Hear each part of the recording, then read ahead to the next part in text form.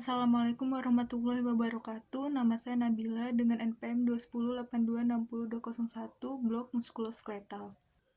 Pada blok muskuloskeletal ini saya akan membahas tentang osteoartritis lutut, yaitu mulai dari etiologi, faktor risiko, diagnosis, anamnesis, pemeriksaan fisik, pemeriksaan penunjang, tata laksana, dan edukasi.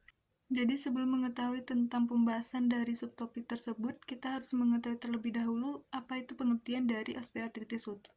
Jadi osteoartritis lutut merupakan penyakit sendi degeneratif yang ditandai dengan kerusakan pada kartilago sendi, penebalan tulang subkondral, pembentukan osteofit pada tepi sendi, dan pembengkakan pada sendi itu sendiri. Osteoartritis berdasarkan etiologinya diklasifikasikan menjadi dua, yaitu primer atau idiopatik dan sekunder yang disebabkan oleh beberapa hal seperti metabolik, contohnya gout arthritis, pseudogout, kemudian kelainan anatomi misalnya pada dislokasi koksa kongenital, deformitas valgus atau varus, sindroma hypermobility, kemudian ada trauma seperti trauma sendi mayor, lalu ada inflamasi seperti artritis septik, dan lain-lain. Kemudian untuk faktor resikonya sendiri itu terbagi menjadi dua, yaitu yang dapat dimodifikasi dan tidak dapat dimodifikasi. Untuk yang dapat dimodifikasi itu terdiri dari merokok, yang mana dapat menyebabkan hilangnya tulang rawan pada lutut, kemudian obesitas, yang mana dapat menyebabkan peningkatan beban pada sendi lutut yang menopang berat badan, dan penyakit metabolik.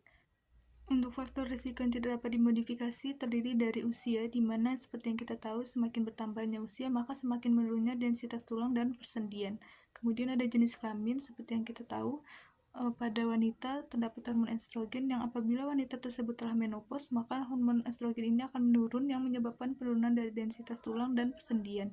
Kemudian ada genetik. Kemudian untuk menegakkan diagnosa dari osteoartritis lutut itu sendiri, kita memerlukan anamnesis, pemeriksaan fisik, dan pemeriksaan penunjang. Jadi pada anamnesis osteoartritis biasanya akan dijumpai gejala seperti nyeri saat beraktivitas, kaku yang kurang dari 30 menit, pembengkakan lutut, dan keterbatasan rentang gerak sendi. Kemudian pada pemeriksaan fisik, kita memakai kaidah look, feel, move, di mana pada look nanti akan dijumpai bengkak dan merah. Kemudian pada feel nanti akan dijumpai nyeri tekan pada sendi lutut dan hangat.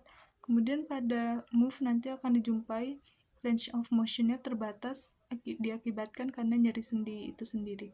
Kemudian pada pemeriksaan penunjang yang bisa kita lakukan yaitu X-ray genu, nanti akan dijumpai penyempitan celah sendi, osteofit, sklerosis subkondral, dan kista subkondral. Selain melakukan pemeriksaan radiografi polos berupa X-ray genu, pada kondisi tertentu yang meragukan, kita dapat melakukan pemeriksaan darah dan pemeriksaan cairan sinovial yang dapat digunakan untuk menyingkirkan penyakit sendi inflamasi lainnya. Kemudian setelah mendiagnosis, kita perlu memberikan tata laksana yang sesuai yang terdiri dari non-farmakologi dan farmakologi.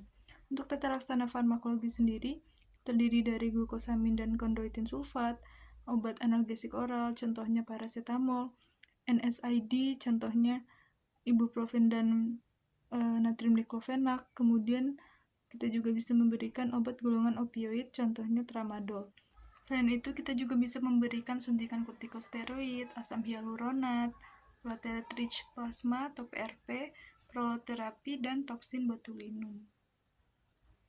Lalu untuk tata laksana non-farmakologi terdiri dari tindakan operatif, terapi okupasi, dan terapi fisik. Tindakan operatif yang biasanya dilakukan yaitu prosedur artroplasti, terapi okupasi contohnya penggunaan splint dan alat bantu gerak sendi untuk aktivitas sehari-hari.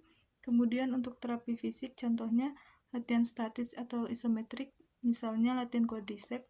Kemudian ada latihan isotonik, yaitu latihan yang mencakup pergerakan, contohnya berjalan dan bersepeda.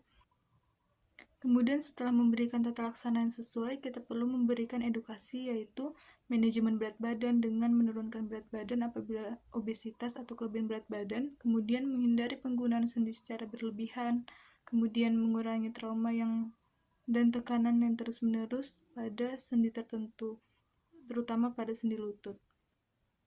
Selain itu, kita juga perlu memperhatikan dan menghindari penggunaan obat pereda nyeri secara berlebihan dan dalam jangka waktu yang lama, agar tidak timbul efek samping seperti keluhan gastrointestinal seperti rasa terbakar di dada, rasa tidak nyaman di perut, hingga kejadian yang lebih serius dari itu seperti ulcus pepticum, hematemesis, melena, bahkan kematian. Selain keluhan dari gastrointestinal, dapat juga timbul keluhan dari kardiovaskular dan ginjal berupa hipertensi, gagal jantung kongestif, gagal ginjal, hiperkalemi. Laju infiltrasi glomerulusnya dapat menurun karena penggunaan obat pereda nyeri dalam jangka waktu yang lama dan panjang. Pada kasus yang berat, kita perlu merujuk ke fasilitas pelayanan kesehatan sekunder dan tersier. Berikut adalah beberapa referensi yang saya gunakan dalam menyusun mind map ini. Sekian dari presentasi saya. Apabila terdapat kesalahan, mohon dimaafkan. Terima kasih. Assalamualaikum warahmatullahi wabarakatuh.